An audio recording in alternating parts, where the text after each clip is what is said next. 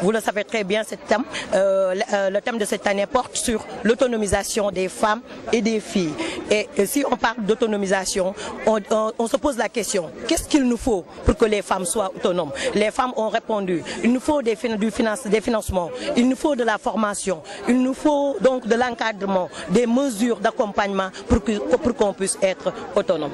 Vous voulez que la première dame vienne s'impliquer? Effectivement, donc c'est une doléance de toutes les femmes de Saint-Louis.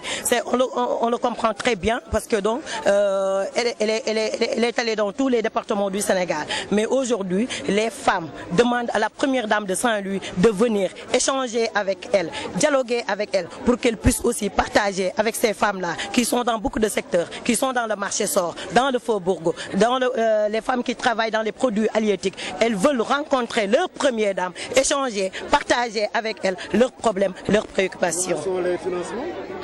Les financements sont en cours parce que avant les élections législatives, on avait financé plus de 900 femmes et aujourd'hui encore, on a financé plus de 800 femmes et c'est en cours. Ce qu'on demande, c'est aux femmes, c'est d'interpeller les femmes, donc de leur dire de payer pour que leur père puisse aussi en bénéficier, pour que d'autres femmes aussi qui travaillent dans d'autres secteurs comme le commerce, comme donc l'agriculture, comme la transformation des produits halieutiques, aussi des produits céréaliers puissent en bénéficier aussi pour développer leur activité. Le cancer de col de l'utérus et le cancer du sein et du terrain, quelle politique comptez-vous faire pour éradiquer à ce niveau?